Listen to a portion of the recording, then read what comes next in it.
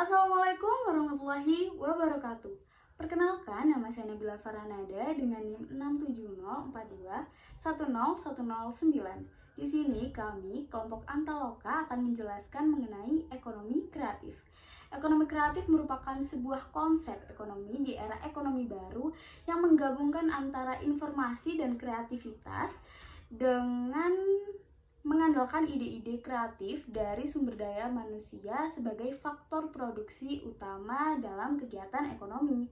Nah, di Indonesia terdapat 17 subsektor ekonomi kreatif yang telah diakui oleh Badan Ekonomi Kreatif Indonesia. Di antaranya adalah arsitektur, musik, fashion, pengembangan permainan, seni rupa, kuliner, desain interior, desain produk, video dan film, fotografi, televisi dan radio, periklanan, desain komunikasi visual, kriya, seni pertunjukan, penerbitan, dan juga aplikasi. Assalamualaikum warahmatullahi wabarakatuh. Perkenalkan, nama saya Muhammad Yadi dengan NIM 67042130052. Di sini saya akan menjelaskan tentang Badan Ekonomi Kreatif. Ekonomi kreatif di Indonesia saat ini dinaungi oleh Badan Ekonomi Kreatif yang disingkat dengan Bekraf. Badan ini bertanggung jawab terhadap perkembangan ekonomi kreatif di Indonesia. Bekraf bertugas membantu Presiden dalam merumuskan, menetapkan, mengordinasikan, dan sinkronisasi kebijakan di dalam ekonomi kreatif. Perpres tersebut juga menjelaskan bahwa Bekraf dinakodai oleh kepala badan yang dibantu oleh seorang wakil, sekretaris utama, dan para deputi. Bekraf mempunyai 6 deputi. Mereka adalah Deputi Riset, Edukasi, dan Pengembangan, Deputi Akses Permodalan, Deputi Infrastruktur, Deputi Pemasaran, Deputi Fasilitas Hak Kekayaan Intelektual dan Regulasi, dan Deputi Hubungan Antara Lembaga dan Wilayah. Assalamualaikum warahmatullahi wabarakatuh. Saya Datuk Ilhan Marsha Samsura dengan NIM 67042130050. Saya akan menjelaskan materi mengenai hubungan ekonomi kreatif dengan national branding atau branding nasional. Pertama-tama perlu diketahui bahwa national branding adalah strategi untuk mempresentasikan sebuah negara dengan sasaran menciptakan nilai-nilai reputasi lewat turisme, keadaan sosial ekonomi, masyarakatan, dan investasi. Branding nasional dan ekonomi kreatif memiliki keterkaitan satu sama lain.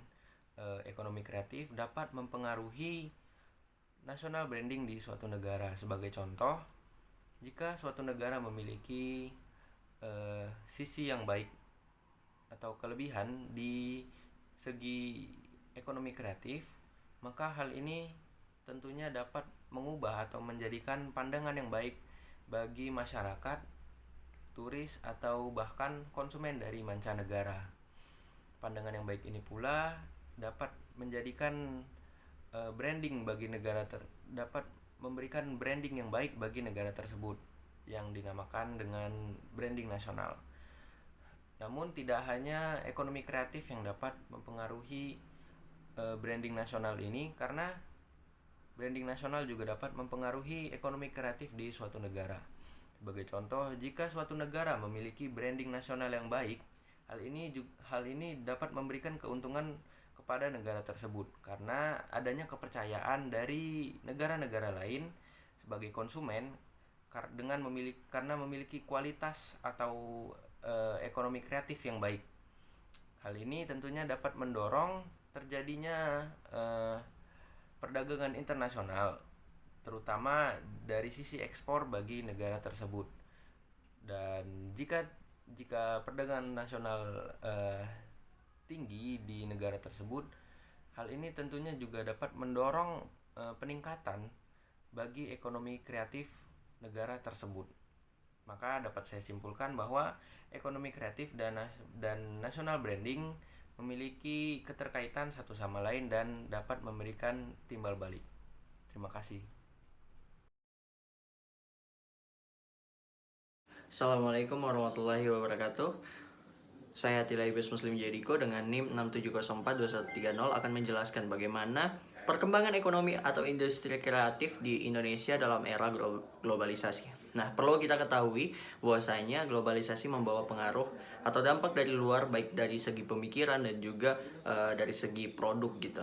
Nah, dampak dari positifnya globalisasi yang ada di Indonesia juga membawa pertumbuhan dan perkembangan bagaimana mengembangkan suatu industri dan juga mengembangkan bagaimana ekonomi gitu. Nah, melalui globalisasi pertukaran ide itu muncul dan juga ini juga berpengaruh pada perkembangan industri kreatif dengan berkelanjutan. Dan dalam hal ini ya juga termasuk pada pembangunan yang berkelanjutan. Tercatat di data bahwa ekonomi kreatif memberikan kontribusi kepada penduduk pertumbuhan ekonomi nasional sebesar 922,59 miliar rupiah atau sebesar 7,44% terhadap produk domestik bruto PDB nasional.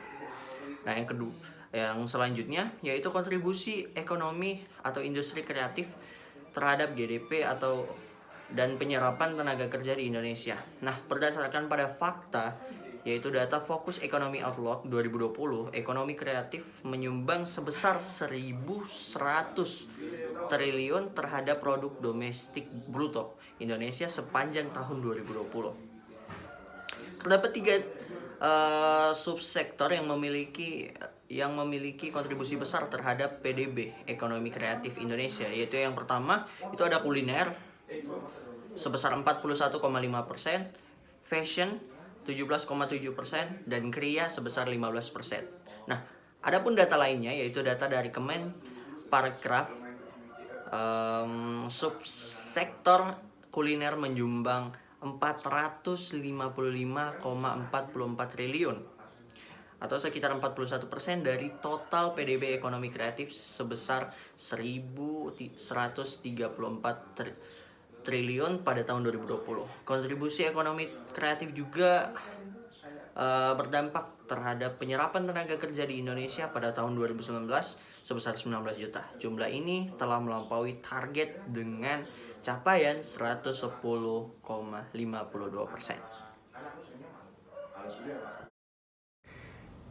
Sekian presentasi dari kelompok kami, kelompok Antaloka. Kurang lebihnya mohon maaf. Assalamualaikum warahmatullahi wabarakatuh.